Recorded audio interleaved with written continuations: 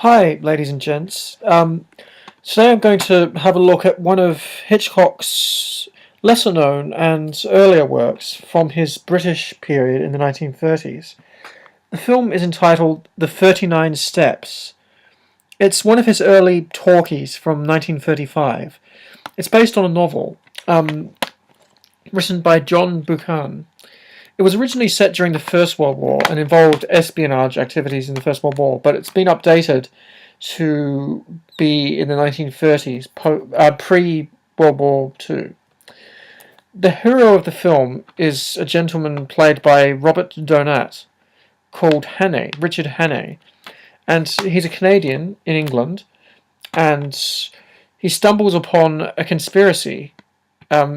He invites a woman to his home after a musical theatre performance, and she turns out to be a spy. During the night, she is knifed in her sleep to death and dies, leaving him with the blame. And what ensues is a classic Hitchcock wrong man scenario. Man on the run scenarios became a common pattern throughout his film career in many movies that he did.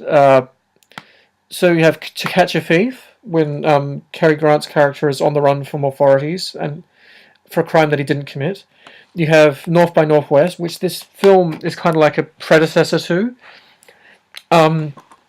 It's like the prototype for North by Northwest. The Wrong Man is the most obvious example. The movie is called The Wrong Man. So it's a theme which is quite persistent, if you will, throughout Hitchcock's career. So Hannay goes on the run from the police, and in a series of hijinks, and he pretends a woman on the train which he's hiding on is his wife, Pamela, played by the quite stunning, really, Madeleine Carroll, a British actress. So he goes into her cabin and kisses her, pretending she's his wife, to evade the police, but later on she turns him in. And they end up handcuffed together and escape from the police, and she ends up being like his hostage, almost, and they end up becoming allies, trying to uncover the conspiracy of what are the 39 steps.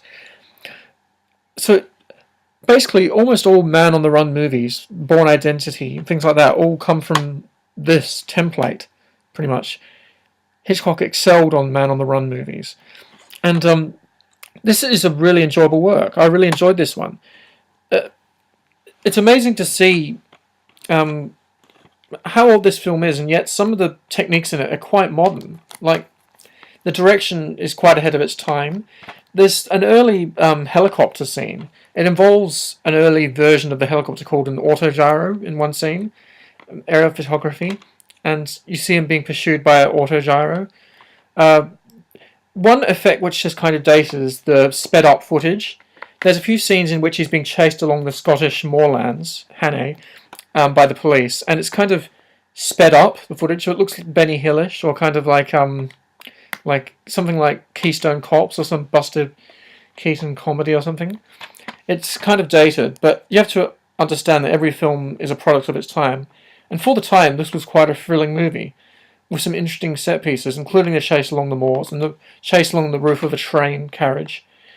And the performances are mostly really good. Like, some really good, if a bit stagey, performances from the cast.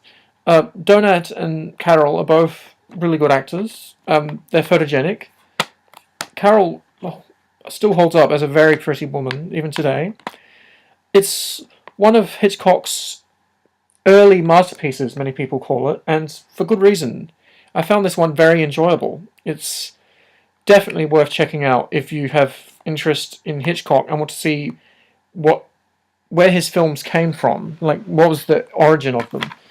Unfortunately, the DVD copy I have of it isn't the best transfer available. It's a cheap, probably public domain copy.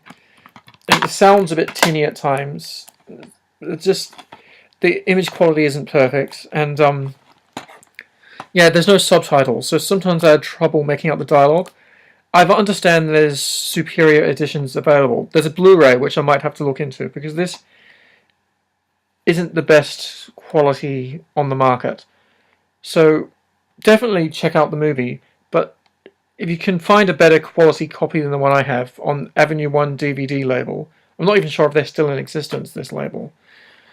If you can find a better quality version, I understand there's a Blu-ray available, or there's an iTunes copy, definitely check this out. This is one of his better early British movies, although I think his Hollywood period is better.